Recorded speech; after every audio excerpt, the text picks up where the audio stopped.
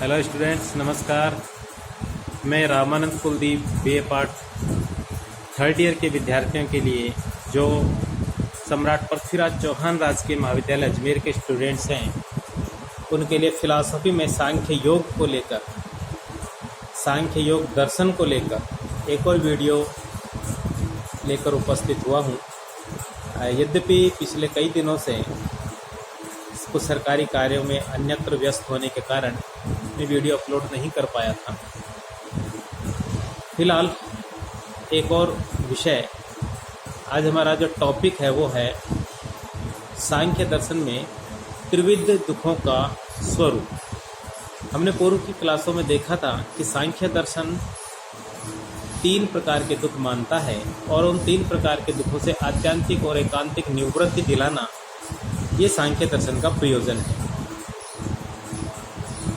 इसी को मोक्ष कह सकते हैं, इसी को मुक्ति कह सकते हैं, इसी को कैवल्य कह सकते हैं।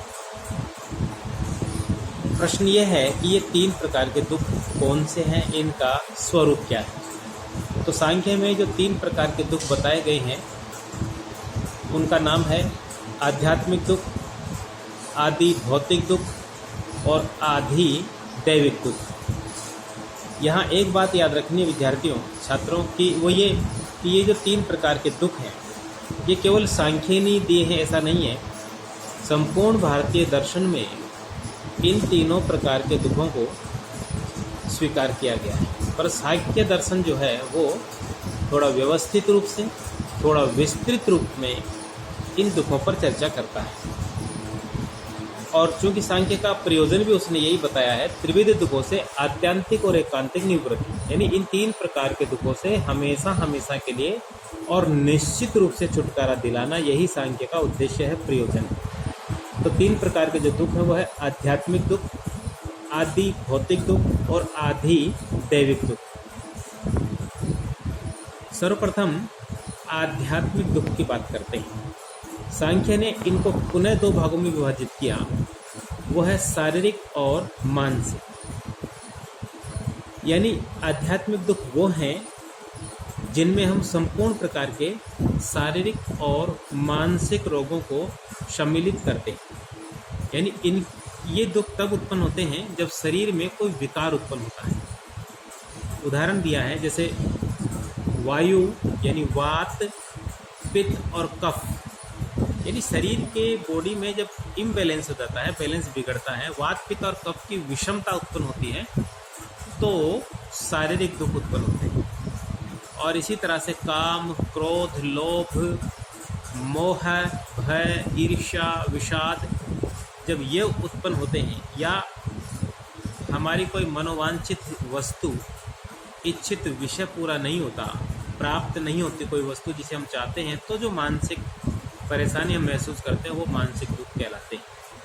तो ये पहले प्रकार के दुख है आध्यात्मिक दुख, जिसमें हमने कहा शारीरिक और मानसिक दुख। दूसरे नंबर पे आधि भौतिक दुख, यानी इसके अंतर्गत मनुष्य, पशु, पक्षी, सर्प आदि जो विषधारी जानवर हैं या अन्य भौतिक वस्तुएं हैं, उनसे उत्पन्न होने वाले दुख आते हैं। कांटा चुभना, अभी किसी बिच्छू के द्वारा डंक मारना, सांप का काटना, कुत्ते का काटना और बहुत सारे सैकड़ों हो सकते हैं, तो मैं वैसे ही गिना रहा हूँ ताकि बात समझ में आ सके। आदि भौतिक दुख कहलाते हैं। तीसरे नंबर पे है आधि दैविक दुख। इन दुखों में उन दुखों को रखा गया जिनकी उत्पत्ति का कारण मनुष्य नहीं है, बल्कि प्रकृति की वो शक्तियां हैं जो मानव नियंत्रण से बाहर हैं। कहने को तो सांख्य में कहा गया कि यक्ष, राक्षस या विघ्नकारी देवता या ग्रह, नक्षत्र आदि के द्वारा आवेश में आकर प्राणियों को जो दुख दिए जाते हैं वे आधि दैविक दुख कहलाते हैं। तो ये तीसरे प्रकार का दुख हुआ आधि दैविक दुख। पहला हुआ आध्यात्मिक दुख, जिसमें शारीरिक और मानसिक रोगों को रखते हैं। दूसरा आधि भौतिक दुख, जिसमें भौतिक वस्तुओं के द्वारा उत्पन्न होने वाले कष्ट हैं। तीसरा आधिक दैविक दुख, जिसमें चमत्कारी घटनाएं, बाढ़, भूकंप, अकाल, अतिवृष्टि, ओलावृष्टि जैसी घटनाओं से उत्पन्न होने वाले दुख है जिन पर मानव नियंत्रण नहीं। अब यहाँ एक विशेष बात जो आप लोगों को जाननी और समझनी है, स्टूडेंट्स सभी को ध्यान दें। कि सांख्य में बताए गए ये जो 3 प्रकार के दुख हैं, वस्तुतः ये 3 प्रकार के दुख नहीं हैं, बल्कि अनेकानेक प्रकार के दुखों की उत्पत्ति के 3 कारण हैं ये, कि इन 3 कारणों से मानव जीवन में अनेकानेक प्रकार के दुख उत्पन्न होते हैं। कारण ये 3 हैं। मानसिक और शारीरिक दुखों की उत्पत्ति के कारण है कोई मन की शारीरिक संतुलन का बिगड़ना, मन के अंदर जो वात पित्त और कफ है उसका संतुलन गड़बड़ाना, जैसे आपने कुछ गड़बड़ खा लिया तो गड़बड़ हो सकती है, और मीठा ज़्यादा खा लिया तो हमें डायबिटीज जैसी प्रॉब्लम होती है, चिकना चपड़ा ज़्यादा खा लिया हार्ट अटैक जैसी प्रॉब्लम होती है। तो अनेक बीमारियां हो सकती हैं, कैंसर है और अन्य सैकड़ों बीमारियां जो हम देखते हैं दुनिया में, वो सब शारीरिक दुखों के अंतर्गत आती हैं और वो किसी शारीरिक असंतुलन से पैदा होती है। तो मानसिक दुख वो उन वस्तुओं से उत्पन्न होता है जिन वस्तुओं पर जो हम चाहते हैं संसार में कि हमारे अनुकूल ऐसा होना चाहिए और वैसा नहीं होता है, मनोवांछित घटनाएं नहीं होती हैं, हमारी इच्छाएं पूर्ण नहीं होती है, तो मानसिक दुख उत्पन्न होते हैं। आदि भौतिक दुखों में अपन ने कहा बाह्य भौतिक वस्तुओं से उत्पन्न होने वाले दुख कुछ भी हो सकता है। चलते चलते ठोकर लग गई, पैर टूट गया और कुछ नुकसान हो गया, मोटरसाइकिल गिर गई उससे नुकसान हो गया, बिच्छू ने काट लिया, सर्प ने काट लिया, कुत्ते ने काट लिया, शेर का दहाड़ने से दुख हुआ, बिजली गरजने से दुख हुआ, कांटा चुभ गया, और बहुत सारी चीज़ें हैं। अब दुनिया में विचित्र विचित्र घटनाएं हम देखते सुनते रहते हैं, वो सब इसमें आते हैं। तीसरे नंबर पे है आधिदैविक दुख।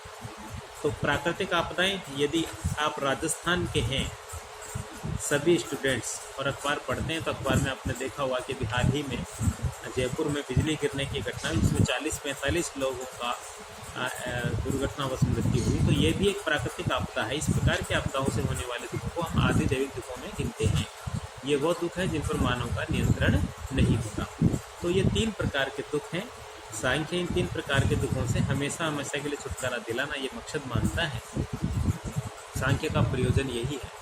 किस प्रकार से मिलेगा इन दुख से छुटकारा, ये हम अगली क्लास में एक अगले टॉपिक में चर्चा करेंगे। सांख्य ने दुख निवृत्ति हेतु कौन से उपाय दिए हैं, लौकिक और वैदिक उपाय किस प्रकार से दिए हैं और उनकी क्यों आलोचना की है, और सांख्य के द्वारा प्रतिपादित उपाय मार्ग कौन सा है। ठीक है, आज फिलहाल इतना ही। तब तक जय हिंद और जय भारत।